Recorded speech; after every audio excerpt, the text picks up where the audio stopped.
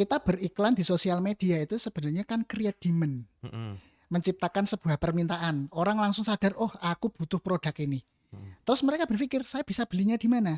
Nah, capture the demand itulah pakai omnichannel.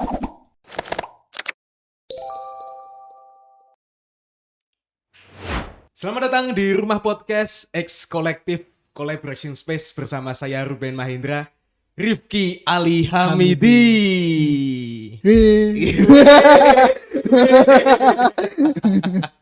Aduh, saya itu agak grogi sebenarnya tiap ngobrol sama Mas Rifki ini. Soalnya Mas Rifki ini mentor bisnis. Bisa dibilang sih, mentor bisnis dengan 250 lebih pengusaha dan juga sekitar ada 500-an brand ya kerjasama dengan Mas Rifki ini. Dan sebenarnya aku juga pernah podcast juga sama Mas Rifki di konten sebelah yang kerjasama sebelah itu. Dan teman-teman yang udah menyimak dulu sempat ada cerita itu ya Mas, yang apa 1M pertama itu. 1M pertama. Punya BMW itu. Itu kabarnya gimana sekarang BMW-nya? BMW-nya jadi fosil di rumah. Akhirnya tekor Mas. Nggak pernah dipakai. Terus sebenarnya banyak sekali hal yang bisa dikulik nih dari Mas Rifki ini, dan terutama di dunia bisnis. Dan ini kita coba bedah satu-satu Mas. Coba ya dari Kertabumi dulu. Oke, kan banyak yang tahu Mas Rifki itu sebagai pemilik dari Kertabumi. Nah ini gimana Mas, pasca COVID ini Kertabumi? Wow. Kabarnya? Jadi Kertabumi itu kan berdiri dari 2012. Ya kan, kita sudah menginjak ke tahun ke-12 sekarang. Sebelum COVID itu sangat nikmat sekali gitu. Bangun tidur dapat profit, mau tidur dapat profit. Setiap hari seperti itu. Akhirnya ketika COVID, karena produk kami kan bukan produk kebutuhan pokok. Jadinya kan orang mau beli batik ya, itu kan harus di acara yang resmi. Sedangkan COVID itu nggak ada kumpul-kumpul. Nah akhirnya permintaan pasarnya turun dan kita lakukan rasionalisasi begitu. Yang karyawannya tadi sekian ratus, sekarang tinggal sekian puluh gitu. Kita pangkas seperti itu sih. Oke, ada pemangkasan guys. Jadi penyesuaian itu penting sekali. Penyesuaian penting. Dan sebenarnya banyak sekali kalau ngomongin bisnis ya ini ya. Dan terutama kalau sekarang saya itu lihat di Facebook, di FYP, di Instagram Reels gitu. Kenapa sih konten-kontennya dari Mas Rifki itu sering muncul Mas? Itu rahasianya apa Mas? Sering muncul loh. Sering. Makanya sering. Malah nggak tahu. Termasuk kalau teman-teman tahu ini kemarin itu sempat ada yang viral di Lambe Turah. Itu ada orang rame-rame di pinggir jalan. Ini orang-orangnya Mas Rifki. Sampai Mas Lambe Turah. Ngapain ini gitu. Karena gini Mas, soalnya banyak juga orang yang nggak kepikiran kalau bisa masuk Lambe Turah. Biasanya kan itu konten gosip gitu. Dan orang pasti mikirnya, oh ini gosip apa ya yang diolah dari situ. Kalau Mas Rifki kan pasti ada arah ke apa nih yang harus dibisniskan di sini. Nah ini coba kita mulai dari sini aja Mas. Orang itu banyak yang ngonten Mas. Ngonten terus, ngonten. Bahkan di Rumah Podcast sendiri udah 3 tahun lebih tuh ngonten mulu. Tapi nggak tahu nih ujungnya mau kemana. Kapan nih jadi duitnya? Iya. Nah kalau dari Mas Rifki sendiri nih sebagai seorang mentor sekaligus bermain di ads gitu, gimana Mas? Langkah awalnya. Kalau langkah awal tuh sepertinya itu nggak sulit.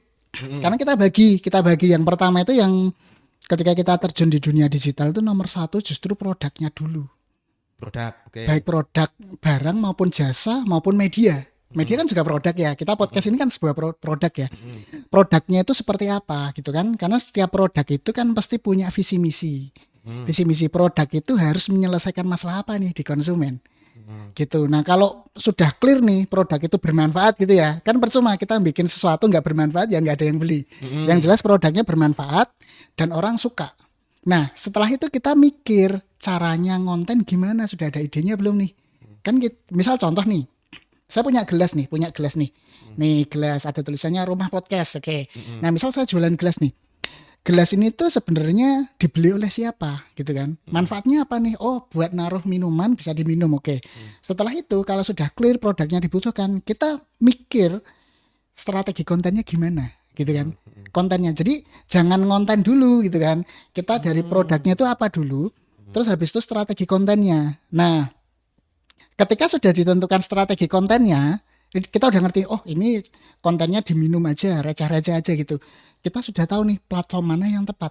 Baru platform terakhir, gitu kan.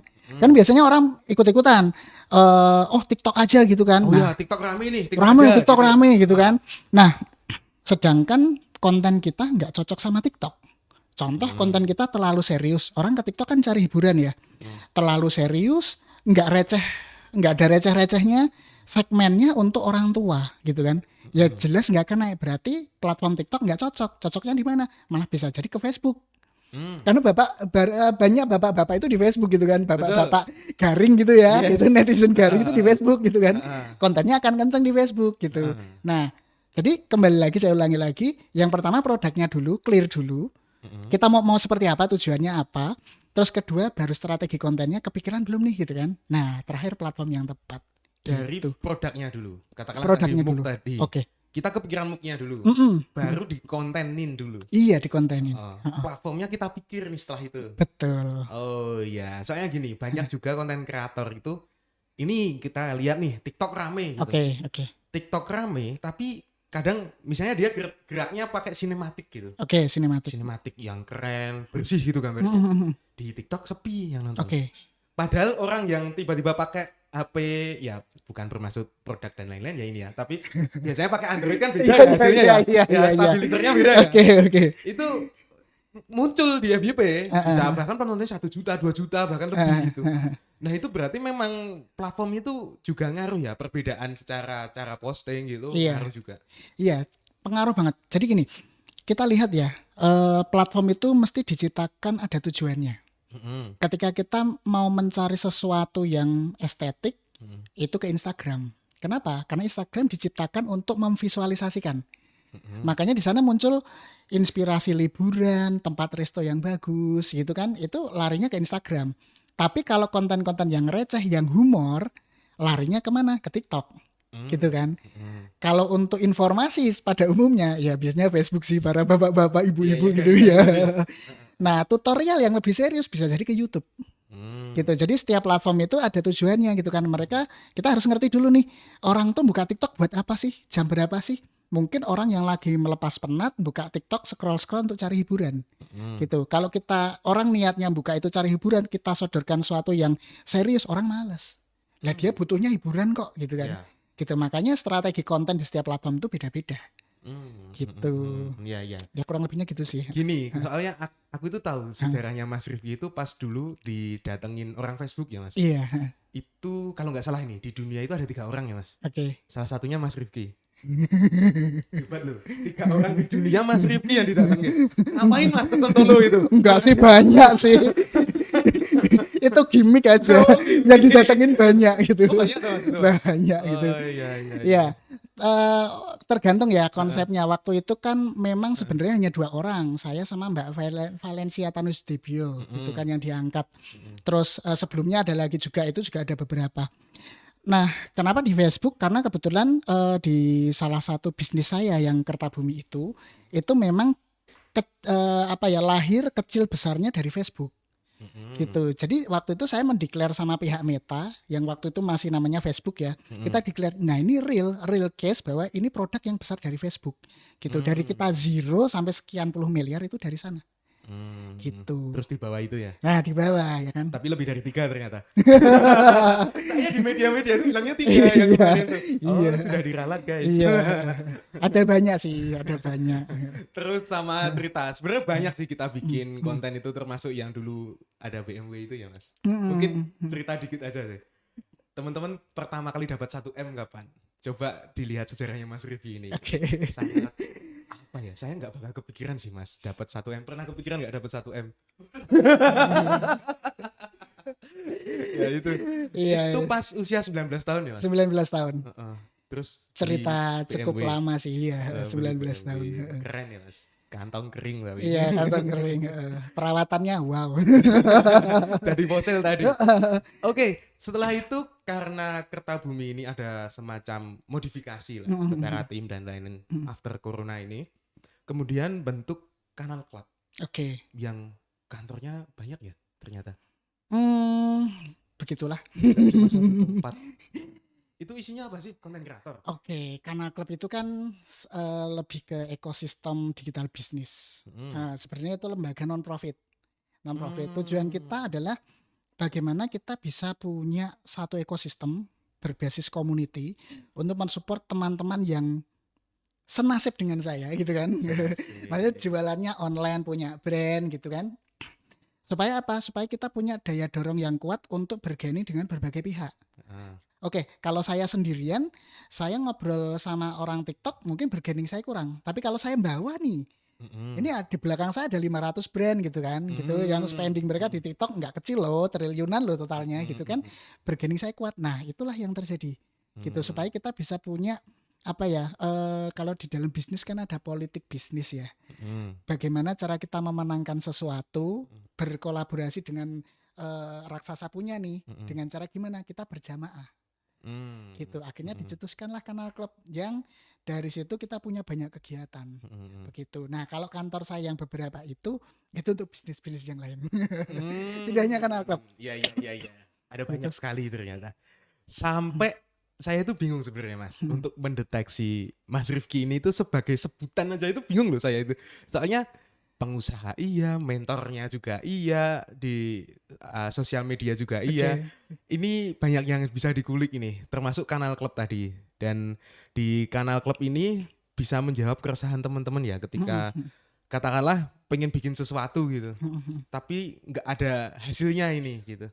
Atau itu brand-brand itu udah ternama atau ada yang belum ternama Mas di situ untuk dibentuk gitu? Oke. Sangat variatif. Yang sudah besar dan menjadi market leader ya, market leader itu cukup banyak juga. Yang baru start memulai juga banyak gitu kan. Ada juga yang tadinya adalah seorang dropshipper maupun reseller, masuk ke sana akhirnya membuat brand sendiri, itu juga banyak. Gitu. Jadi sangat bervariasi di dalamnya gitu. Jadi Kanal Club itu kan ruang kolaborasi. Kita ngumpulin teman-teman punya permasalahan apa. Ketika mereka punya permasalahan, contohnya gini, saya ngiklan di Facebook sering kena restrik nih. Nah kita datengin nih orang Meta, akhirnya kita berpartner dengan Meta gitu kan. Jadi ada orang Meta yang in charge untuk handle teman-teman di Kanal Club gitu. Ada yang akunnya restrik gitu kan, waitlist dan lain sebagainya kita support dan itu free semuanya gitu. Saya kemarin juga kena suspend Mas. Loh gitu. Aneh loh ini tapi nular loh, nggak tahu saya. Admin saya di kantor di event itu. 3 hari setelah itu juga kena. Saya bangun tidur Mas. Buka scroll Instagram, buka DM gitu kan. Tiba-tiba akun Anda ditangguhkan, tinjau lagi 180 hari gitu. Panik guys. Cuma kayak gitu. Akun kecil itu panik luar biasa. Tapi ternyata setelah banding dan lain-lain ngisi gitu, terus selfie video gitu kan, itu bisa teratasi. Kalau lonjakan di platform itu gimana Mas sekarang? Soalnya security pasti lebih kuat lagi. Betul. Dan termasuk ini, ada beberapa keresahan Mas, saya kumpulin ke pertanyaan teman-teman ini. Misalnya ya katakanlah ini, kita ngomongin platform bisnis lagi ya, e-commerce salah satunya. Banyak sekali e-commerce pilihannya. Ada Tokped, Shopee, TikTok Shop dan lain-lain. Itu ngaruh nggak perbedaan? Misalnya nih saya pakai Tokped, Shopee dan lain-lain. Ataupun cara treatmentnya kita jualan di tempat itu. Itu perbedaannya di letaknya di mana? Cukup banyak. Jadi gini, kita untuk apa ya namanya ya, era sekarang ini kita nggak bisa nih si oranye garis keras atau si hijau garis keras itu nggak bisa lagi. Kalau kita berbisnis tentunya kita harus hajar semuanya. Kita sebutnya omnichannel. Omnichannel. Jadi ada strategi simpel gini. Kita beriklan di sosial media itu sebenarnya kan create demand. Menciptakan sebuah permintaan. Orang langsung sadar, oh aku butuh produk ini. Terus mereka berpikir, saya bisa belinya di mana? Nah, capture the demand itulah pakai omnichannel. Orang suka-suka nih mau pakai Shopee, Tokped atau apapun tuh suka-suka. Nah, untuk menentukan kita akan fokus di mana, kita harus jalan dulu. Kalau kita itu di Kanal Club selalu kita katakan ada namanya primary channel, secondary channel, sama tertiary channel. Oh, ada yang diprioritaskan dulu. Betul gitu. Nah, karena apa? Karena budget marketing setiap perusahaan itu terbatas, sekaya apapun. Punya budget 1 triliun nih, gitu kan? Ya limitnya itu. Iya, gitu. Tetap aja ada batasnya, gitu kan? Kita harus menentukan nih konsumen kita selama ini tuh lebih enjoy di mana, gitu. Lebih enjoy di mana? kita lihat dari traffic penjualan dulu deh gitu kan. Oh ternyata number one di Shopee gitu. Nomor 2 ternyata nggak di marketplace, malah justru lewat WhatsApp. Nah bisa jadi. Nah ketika kita sudah melihat prosentasenya, maka ada istilah namanya forecasting. Ini roto advance nih. Forecasting. Iya, forecasting. Kamu punya budget 100 juta, sekian jutanya dilarikan kemana, sekian kemana gitu kan. Terus targetnya berapa gitu. Jadi dipecah gitu. Nah paling simpel gini lah. Nomor 1 kita harus menentukan primary channelnya dulu. Kita kencengnya di mana nih gitu kan. Biasanya itu menyumbang 70-80% omset dari sana. Itu pemilihannya itu riset dulu atau kita nebar di platform semua dulu? Kalau riset dulu itu bisa jadi ditentukan, tapi itu kan baru hipotesis ya. Baru apa ya, teori gitu ya. Ini harusnya kayak gini. Tapi saat kita berjalan, let's say misalkan 2 bulan 3 bulan itu baru kelihatan. Gitu. Karena ada loh produk ketika kita pasarkan saat kompetitor kenceng di Shopee, kita ikutan di sana malah nggak kenceng, larinya malah ke WhatsApp. Nah, setiap bisnis itu unik ya, setiap bisnis itu unik. Nah, ketika kita sudah lihat nih pola bisnis kita seperti itu, ya kita tinggal mainkan aja apa yang kita kuat. Ketika kita, oh ternyata omset paling besar di WhatsApp nih, ya udah kita kencengin WhatsApp-nya, gitu. Meskipun TikTok lagi kenceng, begitu juga sebaliknya, gitu kan. Kita main lewat iklan di sosial media, kita landing untuk klik ke WhatsApp gitu kan, nggak ngangkat, tapi di TikTok Shop kenceng. Ya sudah kita kencengin TikTok Shop gitu. Gitu baru nanti ada secondary channel, tertiary channel, kita pikirkan belakangan dulu deh. Kita jalan dulu mana yang ngasilin duit dulu gitu. Oh ya, jadi analisa itu setelah kita gerak dulu di situ ya. Betul, pokoknya coba dulu. Juri paling benar di sebuah bisnis adalah customer. Ya. Oke, customer larinya kemana? Ya udah itu ikutin aja. Pembeli adalah raja itu masih berlaku ya di situ ya. Nah, iya dong. Iya, termasuk ini nih ada produknya kolektif yang tidak mengecewakan nih selama ini, tidak pernah mengecewakan. Karena bulan ini ada rilisan terbaru. Ini namanya ada Crimela, betul nggak? Oke, Crimela. Ini produknya sudah di depan kita. Ada Crimela, terus ini paling asyik kalau dipakai es. Gitu. Kita coba yuk. Monggo. Crimela. Oh, kopi susu ya? Yes. Nah ini kalau cara ngiklan mas. Ini katakanlah live TikTok gitu. Gimana mas? Contohnya ini. Iklan TikTok gitu atau live gitu kan. Ini lagi kenceng nih soalnya kemarin saya lihat itu ada produknya Rosa juga, Teh Rosa itu. Yang digarap sama Mas Rifki sama timnya itu. Coba mas, contohnya nih. Contohnya gini sederhana. Ini yang jualan ini sudah banyak belum? Sudah banyak belum? Sudah Pak. Strateginya sudah nggak bisa jualan fungsi lagi. Bukan ke fungsinya. Bukan ke fungsi, bahkan bukan ke rasa. Yang kita jual apa? Emotional benefit. Emosionalnya. Nah kita mau ngangkat ini Crimela ini kopi yang diminum saat apa? Saat kumpul atau saat kumpul happy atau saat sendirian sedih gitu kan. Kopi-kopi introvert gitu ya. Kopi yang diminum saat sendirian, tapi nilai ekonomisnya sedikit ya, nggak bisa rame-rame gitu. Nah, kita tentukan dulu emotional benefitnya apa. Makanya nanti ada tone color dan lain sebagainya itu disesuaikan nih gitu kan. Cocoknya apa? Kayak Coca-Cola. Coca-Cola itu yang dijual apa sih? Emotional benefit. Gitu. Dia jual cola di mana itu minuman bersoda yang mesti dimusuhin oleh berbagai pihak yang mengedepankan kesehatan. Oh betul. Iya kan? Yep. Kalau kita jual soda, kita jual fungsinya, saya rasa itu akan susah. Sudah mati duluan ya. Mati duluan, iya kan? Tapi yang dijual apa? Emotional benefit gitu kan. Open cola, open happiness. Betul. Kan gitu yang dijual apa happinessnya. Tapi ini serius loh, yang Sprite itu. Saya tiap lihat iklannya, rasanya itu pengen minum Sprite. Entah kenapa itu, sugestinya lihat apa ada embun-embunnya itu. Terus kayak apalagi tuh sering tuh iklan marjan itu pas puasa biasanya kayak gitu. Kita coba aja. Nah, siap-siap kalian. Oke, kalau nyobanya gimana nih kalau iklan nih? Biasanya. Diseruput ya.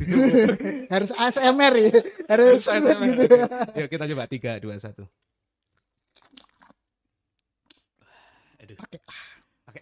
Pakai Standarnya ngopi kenapa pakai ah ya? Kayaknya ada yang kurang deh. Kalau ngopi nggak pakai ah gitu. Kalau pakai beda. Pakai ah dan beda lagi loh. Beda lagi.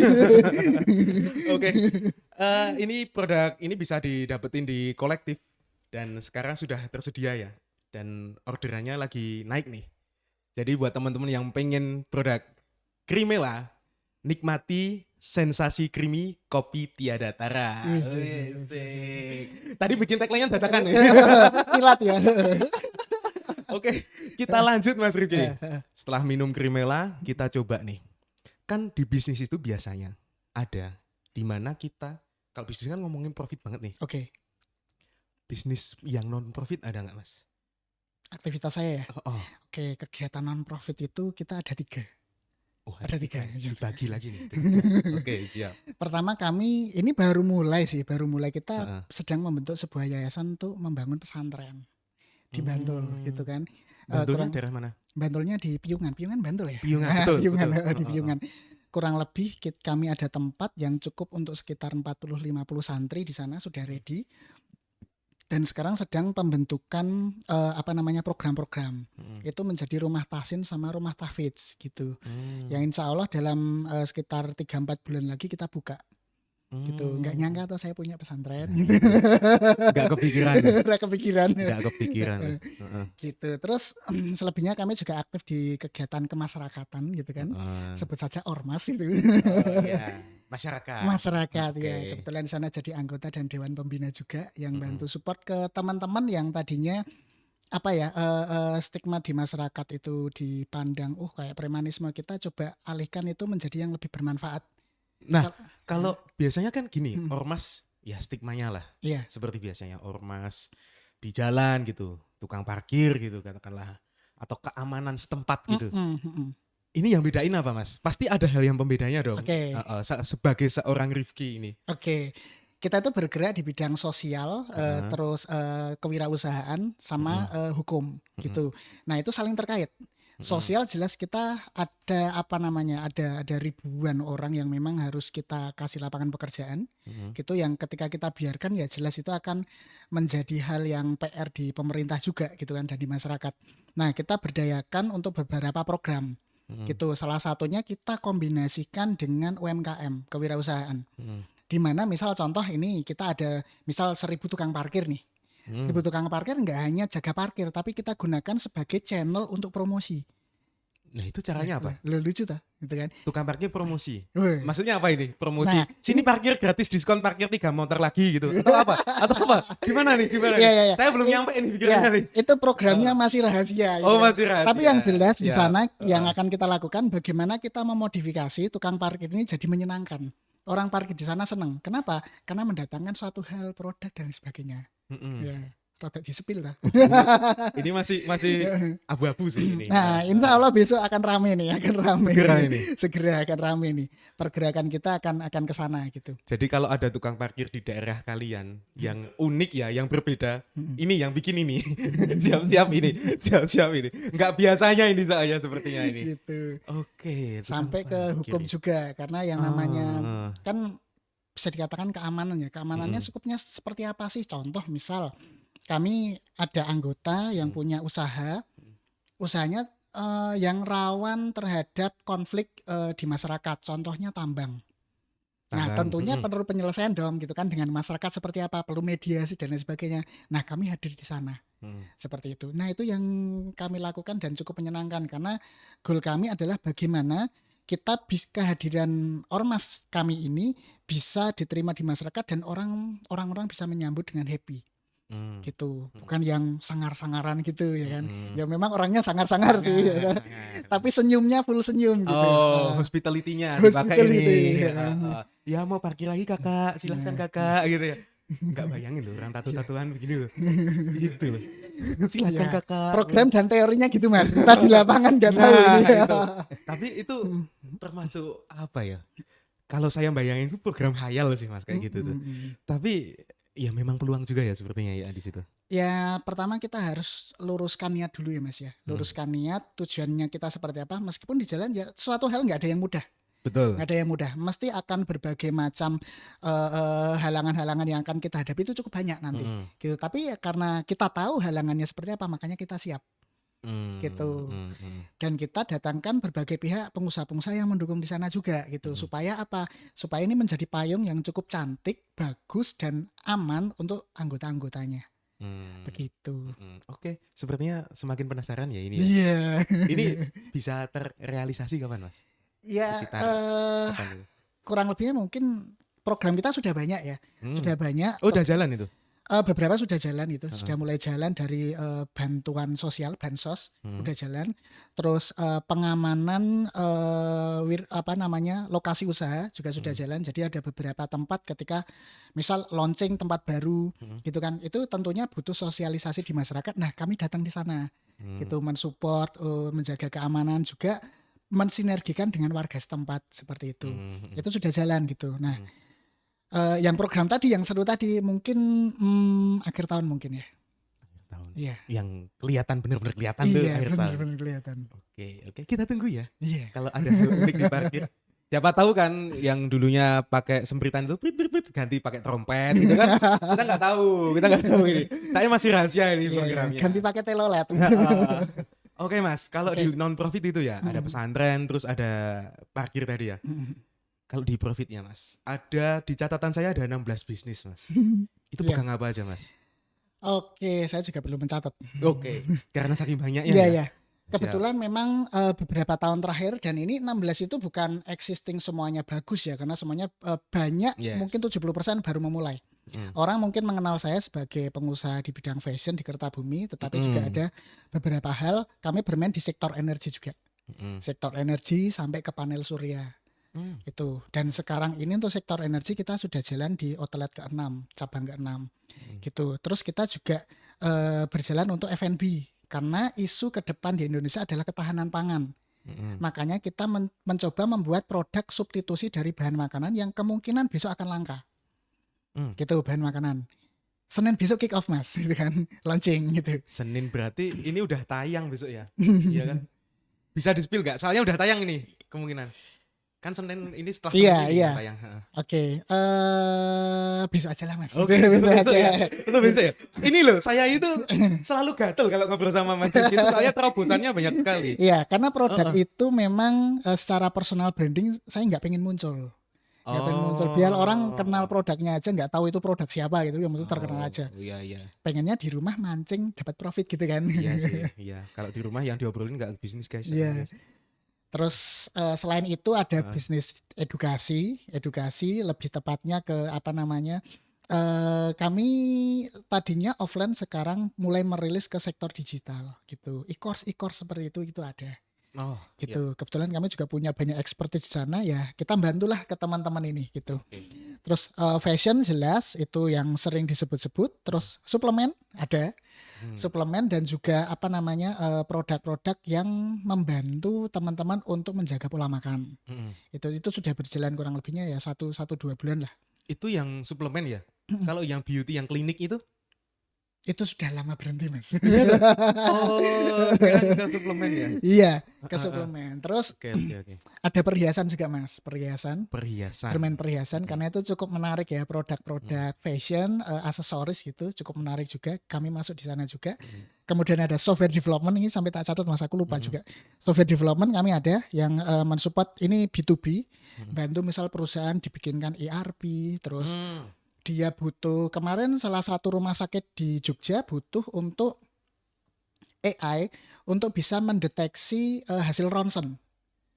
Gitu. AI ya, gitu. Jadi kami ada AI yang sekarang sedang dikembangkan dan diuji untuk ketika hasil ronsen keluar itu di scan pakai kamera sudah bisa membantu mendeteksi ini ada apa namanya kelainan apa, terus hal yang tidak wajar apa aja, itu untuk membantu para dokter bisa melihat lebih jelas penyakitnya seperti apa. Itu sedang dikembangkan gitu. Terus supply chain jelas karena kami juga punya pergudangan, fulfillment gitu ya. Consulting gitu juga ada. Nah, terus ini ada household, produk untuk rumah tangga ya, itu ada. Dan terakhir properti. Saya jualan kapling juga Mas gitu ya. Oke, jualan properti. Iya. Ini kapling kan, bukan gayung, jualan gayung itu enggak. Mungkin include itu ya yang receh-receh ya bisa ya. Iya. Tuh, banyak sekali. Mau tanya yang mana itu? Banyak banget loh itu. Segala bidang ada. Tapi gini Mas, ada enggak sih salah satu hal yang ini kita ngomongin dasar banget ya. Kan sandang papan pangan tuh dimakan semua tuh sama Persiko itu di situ. Itu yang mau didahulukan yang mana Mas?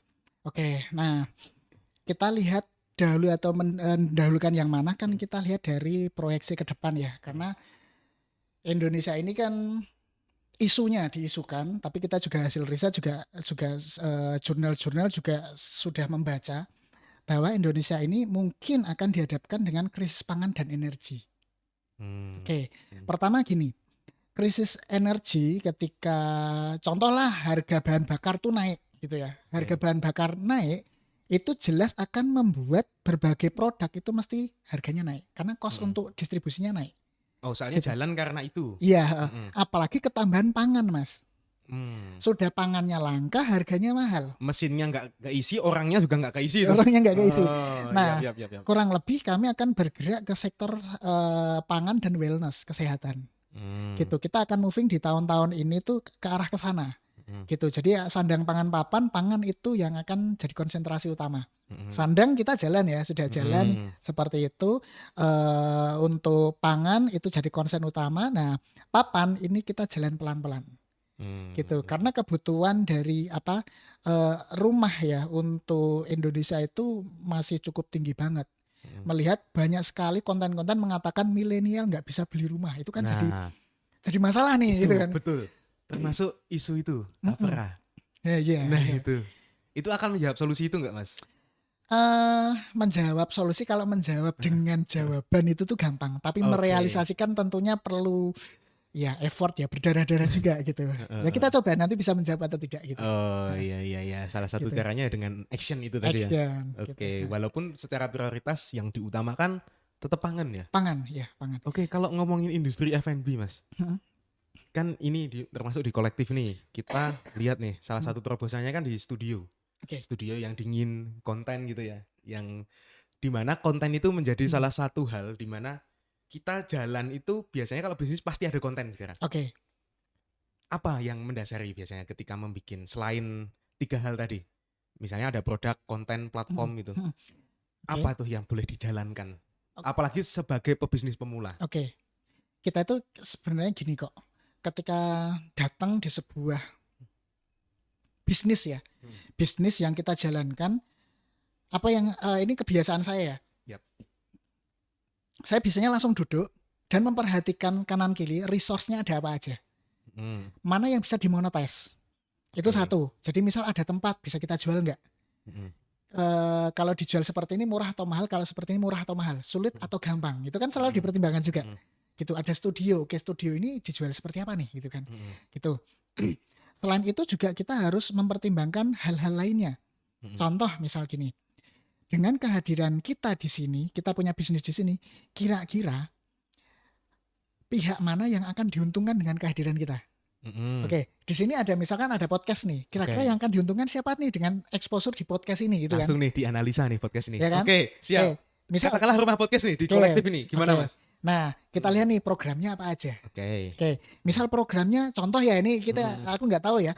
Misal contohnya programnya podcastnya tentang family, misal. Family. Siap. Kira-kira kalau kita membahas tentang keluarga, kira-kira siapa yang membutuhkan exposure ini soal keluarga? Tentunya suami istri pasti butuh. Suami istri oke. Kebutuhan anak oke. Edukasi anak oke. Terus pakaian anak-anak masuk, suplemen anak masuk. Itu. Nah, mesti mereka akan berani datang untuk menjadi sponsor di sana. Oke, karena apa? Topik dan temanya sesuai dengan mereka. Oke. Nah, misal hal yang lain lagi nih. Kita ngobrolin soal misalkan kesehatan nih, podcastnya kesehatan gitu ya. Sering datengin dokter, ahli kesehatan, pengamat kesehatan. Kira-kira siapa yang diuntungkan? Ya pasti tentang produk-produk kesehatan. Gitu kan. Fasilitas kesehatan dan lain sebagainya. Nah, hal-hal tersebut harus kita petakan. Kira-kira pihak mana yang akan diuntungkan. Dari situlah kita bisa melihat monetize-nya seperti apa. Gitu. Tentunya disesuaikan ya dengan resource tadi. Betul, dengan resource-nya. Nah, contoh misalkan kita ngobrol bisnis nih, gitu kan. Kira-kira siapa yang akan diuntungkan, gitu kan. Jelas mesti ekosistem di bidang bisnis, gitu kan. Kalau kita bicara ngobrol tentang bisnis online, ya jelas mesti ekspedisi, platform, itu mesti nggak akan jauh beda. Penyedia produk, pabrik, maklon, dan lain sebagainya. Gitu. Podcastnya ini bisa langsung banyak sponsor nanti, gitu kan. Kayak gitu. Waduh nih, habis ini menarik tak? Langsung ini. Menarik ini. Ini apa? Marketingnya langsung ketawa-ketawa lah ini. Ketawa kecil. Kenapa? Siap, udah siap nih. Banyak-banyak tulisan-tulisan ini di sini. langkah awalnya apa Mas kalau di konten itu? Kan menjawab pertanyaan di awal tadi nih. Oke. Orang itu ngonten mulu nggak ada duitnya. Oke. Untuk menuju ke monetnya itu apa Mas? Oke. Pertama gini, dari konten itu point of view-nya seperti apa? Oke, dari Point of view. Point of view. Point of view-nya dulu. Misal gini nih, kita ngonten kopi nih gitu kan. Point of view-nya apa sih? Kita mau nunjukin kopinya kan. Creamy-nya atau seperti apa? Berarti point of view-nya di sana. Oke. Orang sudah tahu nih, oh yang dijual adalah rasa creamy-nya misal, karena dari konten itu berhasil. Nah, pesan penjualannya apa? Key message-nya, pesan penjualannya. Misal ini beli sekarang dapat promo. Nah, itu harus masuk dalam konten gitu kan. Kalau kita itu biasanya membagi brief konten itu dari hook depan, isi konten sama call to action. Gitu. Hooknya apa nih yang bikin orang menarik perhatian mau mendengarkan dan melihat videonya gitu kan. Oh, soalnya gacha ya kalau di FYP. Iya, gitu. Nah, habis itu kan isi kontennya kan produk ini sendiri. Nah, call to actionnya jangan sampai lupa. Kadang orang tuh lupa, oh ini enak ya sudah enak. Terus aku suruh ngapain gitu kan? Ditarik buat itu. Iya, misal call to actionnya, oh ini sudah tersedia di sini ada di mana gitu. Itu jadi jelas orang ketika baca berminat, pengen nyobain, dia tahu akan cari di mana. Begitu. Nah, tergantung kontennya ya. Kontennya mau konten jualan atau entertain gitu kan. Beda-beda gitu kan ya, strateginya. kemasannya. Iya. Oke. Jangan minum kopi ini. Nah, itu biasanya jangan guys apa gitu. Biasanya itu malah mancing ya kayak gitu ya. Malah mancing. Sisi emosionalnya. Iya. Soalnya jangan minum kopi ini karena kamu bakal kecanduan. Nah, ternyata endingnya ke situ. Biasanya kayak gitu. Sekarang jualan itu pinter-pinter loh. Termasuk kemarin yang saya itu sempat diskusi sama itu operator saya yang di belakang itu. Kemarin itu ada iklan itu Mas, Vespa Indonesia. Vespa, oke. Itu tiba-tiba muncul di FYP saya tuh. Munculnya itu foto model dengan belakangnya itu ada kuda. Oke. Itu ngapain itu? Vespa tapi kuda. Iya. Kalau dipikir aneh toh. Tapi pasti itu ada maksudnya ya Mas kayak gitu tuh. Iya. Mungkin mereka mau nunjukin kalau tenaga kuda mungkin. Iya kan? Kalau istilah horsepower gitu kan ada tuh kalau di kendaraan. Nah, itu hal-hal yang termasuk istilahnya bisa dikatakan di branding ya Mas. Betul. Bahwa ketika ada produk, kita belum tentu ngiklanin sesuatu tuh harus jejel kayak kita harus pakai ini gitu enggak? Iya. Sekarang itu kalau break jualan gitu gimana Mas? Yang paling manjur nih untuk era sekarang. Oke, yang pertama gini, kita goalnya mau apa dulu nih? Ngejar traffic dulu, exposure dulu, atau langsung ke sales? Kalau saya ada istilahnya funnel marketing. Oke. Funnel. Kita ada top funnel. Top funnel itu adalah untuk memperkenalkan, jelas kita akan strateginya memancing perhatian sebanyak-banyaknya. Yang namanya hook itu nggak hanya kata-kata, ada namanya visual hook. Visual hook itu kan jadi misalkan orang kepleset terback gitu kan, terus tahu-tahu ternyata dia jualan, tahu-tahu dijahit kontennya, itu kan visual hook. Gitu. Nah, goalnya apa sih? Jangan yang berat-berat sampai ke sales dulu. Jelasin fungsi produknya apa pentingnya buat kamu. Kan orang supaya aware kan. Nah, ketika sudah seperti itu, orang yang sudah nonton videonya itu kami capture nih.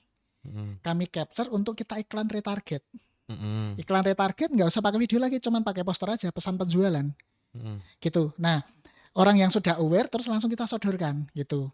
Nah, biasanya kami kombinasikan ke sana. Jadi antara konten dengan konten awareness sama hard selling kita kombinasikan. Gitu. Tergantung produknya juga. Kalau produknya adalah produk yang gampang orang pahami, biasanya funnelnya pendek. Contoh jualan kopi nih, semua orang mesti udah tahu kopi. Tapi kalau misalkan saya jualan minuman dari ekstrak akar apa gitu ya, yang orang awam, mesti funnelnya akan panjang. Kan akan bikin aware dulu, ngomongin masalah yang akan diselesaikan produk ini, terus habis itu nyeritain, bikin consideration, orang mempertimbangkan mau mengkonsumsi ini seperti apa gitu kan, baru ke conversion gitu. Funnelnya akan panjang. Nah, kalau saya sendiri bisnis yang saya pilih, rata-rata saya memilih funnel yang pendek-pendek aja. Oh, langsung tuh? Berapa detik langsung gitu ya? Iya, kalau bisa yang dari video itu sudah bisa menjual gitu kan. Jadi funnelnya nggak panjang, karena cost marketing itu tuh mahal gitu lah. Nah, jadi kita pakai yang orang-orang ngerti lah produknya gitu kan. Nah, contoh saya jualan batik, semua orang tahu batik kan. Funnel saya pendek gitu kan. Cuman itu langsung conversion gitu kan. Terus saya jualan yang produk-produk lainnya gitu kan. Ini produk saya funnelnya pendek-pendek semua. Gitu, nggak yang unik-unik banget, enggak sih gitu. Yang penting laku. Apa Mas salah satu contohnya yang brilian menurut Mas Rifki? Yang pernah bikin konten ini gitu. Kalau brilian sebenarnya enggak ya. Biasa aja sebenarnya sih. Biasa aja. Tapi ya. kadang orang nggak nggak mempraktekkan bahwa ternyata ada loh ini rumusnya kayak gini. Iya. Simpelnya gini. Funnel itu bisa digunakan untuk brief konten. Ada AIDA, ACCA, PAS, Quest, 4P, terus apa lagi ya? Banyak. Oh, yang pernah denger 4P aku. Ya. Nah, cara bikin briefnya gimana nih? Kalau Yap. kita mikir hari gini itu akan lama. Saya pakai AI, pakai ChatGPT. Oke, misal Dia ketawa loh. Saya pakai caption itu pakai ChatGPT. Iya. Saya bikin brief konten itu pakai ChatGPT. Simple. Jadi misal contoh gini, saya punya produk kopi, tolong buatkan naskah video 30 detik dengan funnel AIDA. Enter, sudah. Disesuaikan itu Disesuaikan. promnya. Langsung baca nih, oh kayak gini, malah idenya keluar dari sana. Nah, serahkan ke tim kreatif Nanti yang bikin. diolah lagi. Habis itu posting, sesimpel itu. Gitu. Kalau kita mikir lama funnel AIDA, belum tentu kita jago juga bikin apa namanya adegan-adegan itu gitu. Nah, sekarang sudah zamannya AI, kita manfaatkan untuk seperti itu. Jadi kerja tim jadi cepat banget. Mungkin ada yang tanya, Mas, timnya berapa nih? Ya tim saya cukup banyak gitu. Kita punya 4 layer tim. Nah, tetapi dengan 4 layer ini kita bisa menghandle satu tim itu 4 bisnis. Kenapa? Karena semua terbantu dengan AI. Kita punya sosial media marketing yang bikin brief untuk tim kreatif. Dia bisa bikin brief sampai 80 dalam 1 hari. Dan itu untuk pekerjaan 1 bulan. Kok bisa? Ya pakai AI. Kalau nggak pakai AI, mungkin sampai 4 udah mencret itu. Betul. Wes kobong sik capek, nggak jadi kerja gitu, nggak jadi kerja. Gak sih? Oke. Gitu. Apalagi kita ngomongin marketing dan bisnis, Mas, sekarang. Sekarang kan eranya ada yang bilang nih, kan marketing 1.0, 2.0, 3.0, yang konvensional sekarang 4.0, bahwa kepemilikan produk itu harus dibela-bela sama konsumen. Dan ada yang bilang sampai 6.0. AI itu selain ada ide-ide kreatif di situ, ngebantu apa aja, Mas? Oke. AI itu fungsinya untuk asisten berpikir. Oke. Contoh nih, kita punya ide-ide dari kita dulu nih, harus dari kita. Karena kalau lewat AI juga masih learning, masih belajar. Soalnya database-nya ada keterbatasan. Iya, keterbatasan database dan mungkin ide itu juga dipakai orang banyak gitu kan. Nah, kita harus membuat ide dulu, kita draft dulu. Nah, untuk menerjemahkannya dan merincikan, kita pakai AI. Pakai AI. Contoh misal, ini mau HUT kemerdekaan Indonesia. Saya punya produk sirup misalkan, gitu. Nah, di situ kita buat di AI bagaimana sih supaya sirup ini bisa relate dengan konten kemerdekaan dan nasionalisme. Nah, biasanya langsung saya ketik, tolong sebutkan 10 ide konten yang bagus untuk produk ini di tema 17-an Agustus. Enter, jebret gitu kan. Muncul 10 nih. Nah, kita cek di situ mana yang paling oke nih gitu kan. Dikurasi dulu. Oh, ada 3 yang oke. Nah, per satu-satu kita coba jabarkan. Coba buatkan konten dengan tema seperti ini. Funnelnya seperti ini, durasi videonya sekian. Udah enter gitu kan. Dibuka terus dilihat bisa nggak dilakukan. Kalau bisa oke, masukin ke tim kreatif gitu kan. Ya, sesimpel itu gitu. AI itu sebagai asisten kita. Oke, karena sekarang orang kreatif itu ada keterbatasan. Ya, contohnya inilah, adminnya kolektif ini. Semalam itu kan dia lupa posting loh, Mas. Iya. Dia main ke Wates kemarin tuh. Wah, aduh Bang, captionnya opo yo? ChatGPT lah. Tapi udah itu dimodifikasi ulang. Beberapa itu yang kemarin ini kenapa sih Bi kok kelihatannya nggak dimodifikasi gitu. Aduh, gaweanku oke Mas. Padahal ChatGPT itu bisa jadi alat kita secara asisten ya, Mas. Tetap ide kreatif itu munculnya dari pikiran kita dulu, kita olah dengan cara asisten kita nih. Ada nih. Betul. Ada yang bisa kita suruh nih buat mikir gitu. Terus kita olah lagi. Oke. Dan ternyata manfaatnya sebanyak itu ya AI itu. Iya, cukup membantu banget. Tapi bagai pisau mata dua nggak sih sekarang AI itu? Tergantung kebijaksanaan kita memakai. Gitu. Bahkan kami tuh gini, penerapan AI itu yang pertama ke sana. Itu yang teks ya. Teks. Itu sampai draft kontrak MOU, kontrak kerja, terus perjanjian kerjasama, kita pakai AI. Pakai dulu, enter, seret, keluar, baru kita modif isi pasalnya dan lain sebagainya. Itu simple, itu gampang, itu untuk urusan legal.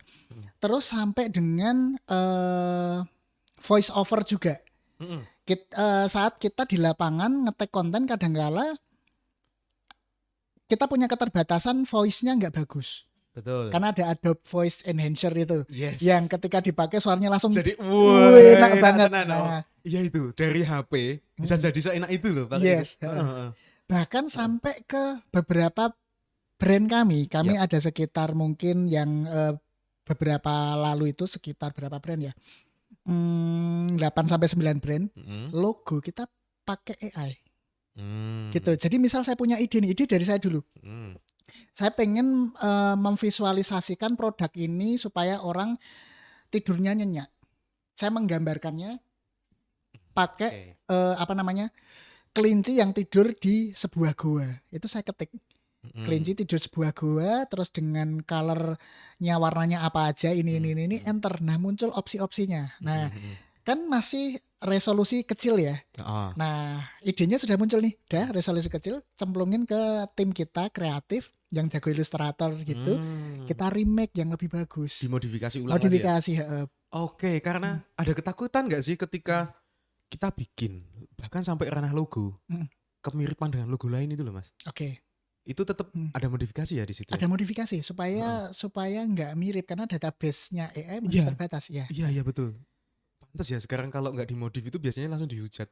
Iya. Kemarin itu ada postingan di Twitter, tahu nggak sih teman-teman yang apa itu kesetek Kartaraytanegara apa ya? Iya. Yang ngucapin hari apa gitu.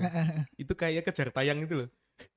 Bikin apa di frame-nya tinggal ditempelin gitu pakai kayak apa nggak tahu ya itu ya. Tiba-tiba di take down itu. 1 jam setelah itu beda lagi postingannya. Itu sebenarnya fungsinya gini kok, untuk mencari inspirasi karena ini bukannya terus teman-teman ilustrator wah nanti tergantikan AI, enggak juga sih. Karena teman-teman ilustrator itu ketika laris nih, kerjaan banyak. Akan ada masa titik di mana dia mentok nih. Mentok itu aja yang keluar di pikirannya. Nah, kita menggunakan AI itu untuk mencari inspirasi. Oh, ternyata kita bisa bikin shape yang berbeda kayak gini tuh cantik juga gitu kan. Bagus juga. Nah, fungsinya untuk mencari inspirasi itu tadi. Gitu. Itu sangat membantu banget teman-teman ilustrator untuk mendapatkan ide-ide yang lebih fresh. Yes. Gitu. Ya, tetap kembali lagi hasil dari manusia itu lebih unik gitu. Yes. Soalnya ada nih teman saya yang seorang desainer itu sehari itu bahkan dia one man show loh sendiri itu 3-5 desain itu memang dari AI itu ya sekarang apa-apa itu tapi modifikasi sih kalau mirip kelihatan banget AI itu apalagi foto manusia ya biasanya jarinya ditambahin jarinya kurang gitu kan AI sekarang kayak gitu tapi kalau logo terus menang kompetisi secara AI ya ada sih. Bahkan foto produknya di Kertabumi kita pakai AI. Jadi misal contoh nih, saya kesulitan, misal kita harus tag konten dalam 1x24 jam, di mana kita punya idealisme. Ini harus seorang laki-laki berwajah oriental, misalkan kita pengen wajah oriental yang kita munculkan, terus dia sedang keluar dari mobil yang berwarna apa gitu kan, kan detail seperti itu, dan laki-lakinya sekitar tinggi 180 cm. Gitu, celananya ini. Kalau kita lakukan secara manual, tentunya itu effortnya tinggi, terus waktunya juga panjang. Nah, kita gunakan AI. Nah, AI kita gunakan situ dapat inspirasinya, kita upscale fotonya dan kita buat lebih realistik. Habis itu produk bajunya ditempel. Gitu. Nah, itu yang kami lakukan kemarin untuk memvisualisasikan. Karena gini, produk kita itu kan harus divisualisasikan ya. Betul. Ini bagusnya untuk acara apa, saat apa. Orang tuh beli karena terinspirasi toh. Oh iya, aku lagi di acara pernikahan pakai yang ini bagus. Nah, tentunya kalau kita harus foto produk, harus nunggu ada nikahan orang dulu yang mau kita recokin buat foto produk, kan repot gitu kan. Repot. Nah, maka dari itu kita akali dengan cara seperti itu. Gitu. Foto produk pernikahan mau nggak? Oh, bukan yang nikah loh, kamu yang moto. Apaan sih? Oke. Terus gini Mas, kita coba ke ranah yang lebih personal ya. Siap. Kan kita kalau ngomongin bisnis, profit udah, non profit udah. Kemarin tuh saya sempat terharu Mas lihat postingannya Mas Rifki dan saya sempat melayat juga. Almarhum Bapak sudah tiada nih. Ada hal yang diwariskan nggak Mas secara mentalitas gitu sebagai seorang pebisnis? Bapak itu kebetulan bukan pengusaha, itu pertama. Bukan pengusaha, tetapi dari awal ketika kecil, Bapak selalu mengatakan laki-laki itu harus bermental baja. Jadi itu adalah kata kunci yang selalu Bapak kasih ke saya, karena kebetulan saya anak yang paling besar, dan Bapak waktu itu selalu mengatakan seperti itu. Saya nggak ngerti kenapa Bapak mengatakan seperti itu. Saya masih kecil, nggak ngerti dinamika kehidupan seperti apa. Kerasnya tuh kayak gimana. Karena toh saya berbisnis seperti ini juga nggak baik-baik aja juga. Kadang kita berjalan, ada juga terjadi banyak halangan gitu kan. Kita mungkin dalam perjalanan bisnis harus mengalami macam-macam seperti itu. Ternyata cukup banyak, dan warisan terbesar Bapak saya adalah itu tadi. Nasihat dari Bapak saya bahwa mengatakan laki-laki harus bermental baja gitu. Kebetulan berbisnis ini sudah 19 tahun. Sudah 19 tahun di dunia bisnis dan naik turunnya luar biasa. Hal yang menyemangati saya adalah mindset itu. Saya malu dong jadi laki-laki kalau mental saya kena masalah seperti ini langsung down gitu ya. Meskipun realitasnya ya memang down itu sering gitu. Kita manusia. Kita jalan gini semua tidak berjalan sesuai rencana, dan ternyata malah justru misal contoh hal yang menyakitkan adalah kita berjalan maju tapi kita dikhianati oleh partner-partner kita. Tahu-tahu pada pergi dan kita ditinggali oleh masalah-masalah, mereka cuci tangan. Itu kan menyakitkan sekali. Dan kita harus menyelesaikan masalah itu. Harus tanggung jawab, pasang dada menyelesaikan masalah itu. Kita yang jadi objek sasaran tembak oleh pihak-pihak yang dirugikan oleh kita. Itu susah banget. Menghadapi itu tuh nggak gampang gitu. Nah, hal yang paling berharga adalah kata-kata ayah tadi. Laki-laki harus mental baja. Dan kita harus malu kalau jadi laki-laki mental kita kena masalah sedikit kayak gitu. Mungkin ayah saya mengatakan itu karena saat dulu. Mungkin bapak saya sudah usia hampir 50 ketika saya kecil. Mungkin sudah mengalami problematika hidup seperti apa. Dan warisannya seperti itu. Itu yang membentuk. Dan saya baru belum lama ini. Ketika waktu kecil dulu, momen yang indah bersama bapak itu adalah saat pagi hari hujan-hujan mau berangkat sekolah, kita sarapan pakai nasi dicampur parutan kelapa sama garam. Itu biasanya kita sebut kerawuan kambil gitu. Itu enak banget, pagi-pagi enak banget. Sampai saya baru menyadari bahwa momen-momen itulah momen di mana kondisi finansial ayah saya sedang tidak baik-baik aja. Tapi ayah saya membawa itu dengan cara yang happy. Gitu. Saya sebagai pebisnis juga sama, terbanting-banting. Kadang omsetnya miliaran, kadang minus miliaran, kadang seperti itu. Ya kan? Bisnis kita nggak ada yang tahu. Kadang kita menang, kadang kita kalah. Gitu kan? Nah, saya belajar banyak dan sampai saat ini belum bisa seperti ayah saya. Ketika saya punya permasalahan, saya datang ketemu anak saya nggak bisa datang dengan mood yang baik-baik aja. Harus berusaha, itu ternyata sulitnya minta ampun. Bapak saya dulu membawa itu dengan sangat happy sekali. Dan terngiang, dan itu terkesan sampai saat ini. Gitu, itu luar biasa banget. Nah, maka dari situ saya selalu dalam hati saya bahwa arsitek bisnis saya itu adalah, arsitek hidup saya itu adalah ayah saya. Jika ayah saya nggak mengatakan seperti itu, mungkin hari ini saya sudah jadi laki entah seperti apa. Karena permasalahan hidup saya juga banyak. Gitu. Bisnis itu too good to be true. Ketika kita, omset besar, kita nggak pernah tahu dibaliknya seperti apa. Gitu. Dan itu luar biasa. Perjalanan hidup itu luar biasa. Saya pernah dengar cerita ini di konten yang kemarin sempat ramai juga ya. Seorang Hero Wirda, karena mereka itu. Kan ada titik di mana dia harus ada pembuktian nih. Ben-benan lebih dari 10 tahun, mana nih hasilnya gitu kan. Salah satu titiknya adalah ketika dia bikin rumah. Lagu Ayah Ibu meledak, dia bikin rumah. Bahkan yang membuat desainnya itu ayahnya.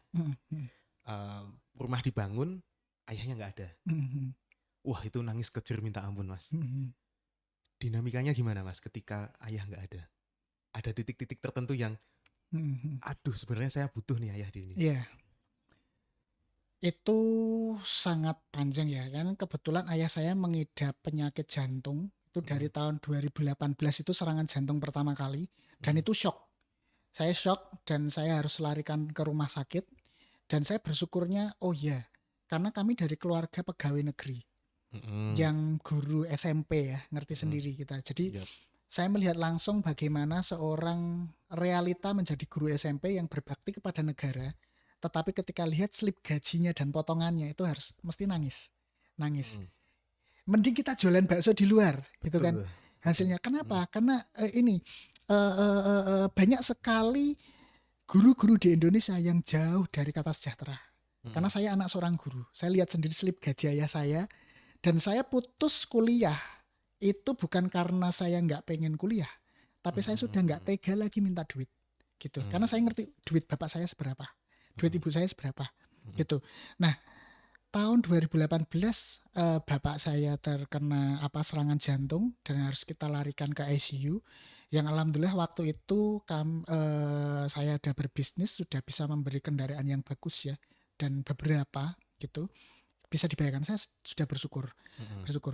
Berjalannya waktu saat itu shock karena takut kehilangan bapak, figur ayah itu takut sekali gitu. Alhamdulillah sembuh. Selang sekitar berapa minggu, bapak kena lagi, masuk ICU lagi.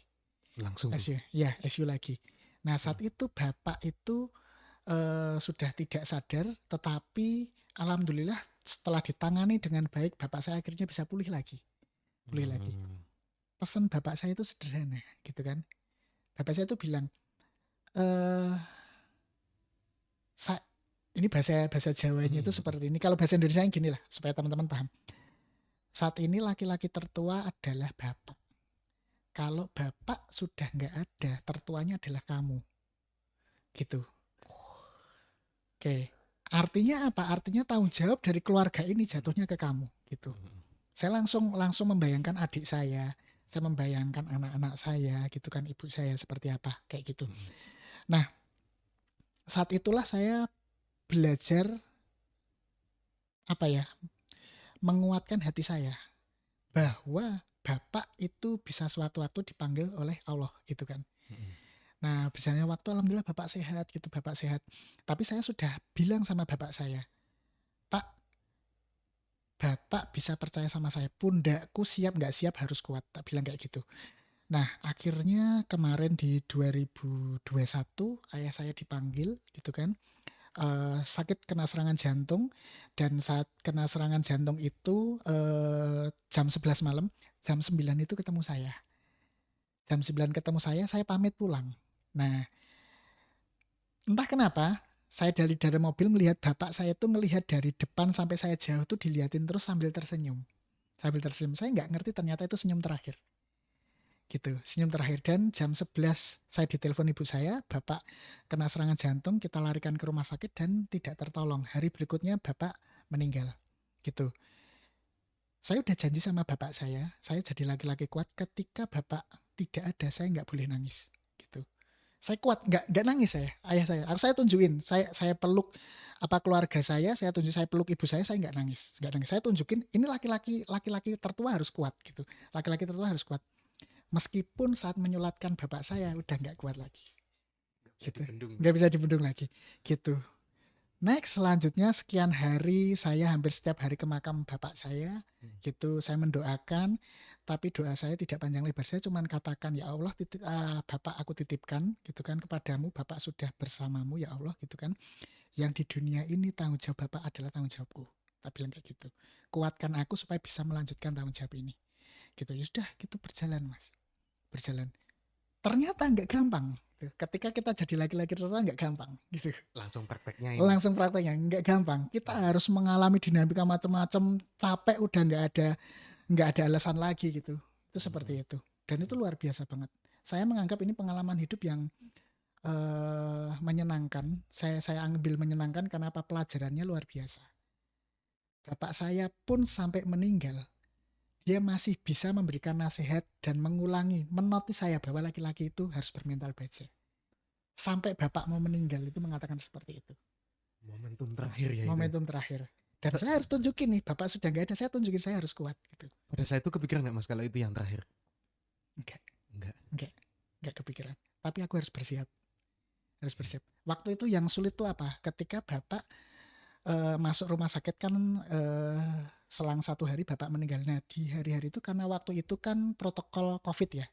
Saya nggak bisa nemenin bapak saya di saat yang sudah tidak sadar gitu. Jadi senyum terakhir itu adalah senyum terakhirnya Bapak. Aku lihat fisiknya Bapak itu. Selebihnya kan dimakamkan dengan protokol kesehatan. Gitu. Itu agak menyesakkan sih gitu. Tapi ya harus kuat, laki-laki soalnya gitu. Kuat. Kuat. Ngopi dulu Mas.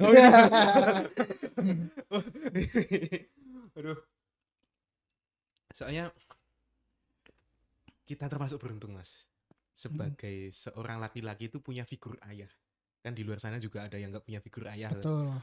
Dan ayah idola, setuju nggak kalau iya. masing-masing dari kita itu ayah gitu kan?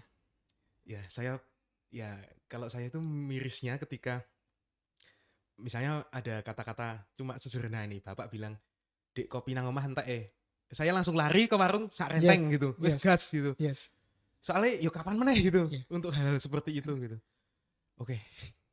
Cukup intens ya episode ini ya teman-teman. Kita udah nyampe 1 jam dan banyak sekali hal yang udah dibicarain di Mas Rifki.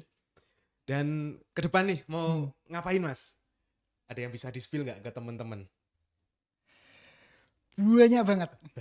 Banyak banget. Jadi saya punya mimpi besar. Mimpi besar yaitu tergantung saya pakai topi apa ya. Maksudnya topi bisnis, topi kita non profit atau profit gitu kan. Tapi saya punya mimpi besar di topi yang kalau ngomongin profit ya jelas sih saya pengen punya bisnis yang besar, office kita bertower-tower seperti itu. Itu umum juga sama. Tapi yang non profit Mas. Yang non profit. Kami datang menciptakan sebuah kanal klub itu. Kanal klub itu sebagai tempat wadah di mana kita punya bargaining kuat dengan para pemangku kebijakan. Mimpi besar kita apa sih? Kita pengen Indonesia lebih baik. Salah satu kecemasan kita saat ini adalah Indonesia ini biaya supply chain-nya sangat mahal. Zaman dulu 10 tahun yang lalu orang Papua beli produk dari Jawa dengan ongkos 40-50 ribu sudah bisa itu per kilo. Sekarang ratusan ribu. Nah, mengingat ke depan ada krisis energi, kami pengen banget nih gitu kan bisa diskusi dengan mereka-mereka ini bahwa tolong dong kasih solusi untuk supply chain di Indonesia. Kenapa? Ini adalah dari pergerakan ekonomi kita. Kita nggak mau nih produk Jawa yang dinikmatin orang Jawa aja.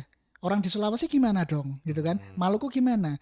Kalau supply chain ini bisa diselesaikan, orang Makassar beli barang dari Jawa itu gampang. Begitu juga sebaliknya, orang Jawa pengen ngerti produk Makassar apa, gitu. Sehingga pemerataan produknya bisa terjadi lebih bagus, tidak terklasterisasi, gitu. Nah, kami membuat kanal klub itu supaya apa? Punya suara, kami ada para pelaku usaha yang selama ini sudah mulai mengeluh tentang biaya ongkir yang mahal, bukan karena kita nggak mau bayar, customer kita yang nggak mau bayar, gitu. Kita jualan ke Maluku, tidak orang pada tidak jadi beli karena mahal. Nah, kami tuh sampai arah ke sana juga, bahkan ke hal-hal yang lainnya, ke policy lainnya. Contoh teman-teman banyak yang bermain di herbal skincare. Bagaimana sih kemudahan pengurusan BPOM supaya lebih cepat? Terus izin-izin ekspor impor seperti apa? Itu juga seperti itu, arahnya sampai ke sana. Mimpi besar saya adalah apa? Teman-teman itu bisa menjalankan bisnis, punya policy dari pemerintah yang dia bisa win terhadap real pelaku di sini. Gitu. Nah, kurang lebihnya gitu sih, Mas. Dan tidak hanya dinikmati Pulau Jawa. Betul. Oke. Jadi gimana sih, misal contoh nih kopi ini kita ngomong enak gitu ya, teman yang lihat podcast ini di Aceh itu juga bisa menikmati gitu loh. Iya, soalnya di sini ada pendengar dari Bali, terus Aceh itu ada Papua, bahkan Papua ada. Papua, oke. Oke, biar bisa menikmati itu termasuk PR besarnya ke depan. PR besar ke depan. Oke, mungkin ada tambahan sebelum podcast ini ditutup. Tetap semangat dan bermanfaat. Semoga podcast ini menjadi podcast yang bermanfaat ke depannya, ditonton banyak orang, dan jelas bisa mendatangkan narasumber-narasumber yang bisa membantu bisa membangun masyarakat kita menjadi lebih baik lagi. Amin. Dan sponsor. Sponsor. Itu ya penting. Iya. Tahu saya tadi masih kosong loh ini. Iya. Space-nya masih banyak teman-teman ya. Apa gitu. Oke.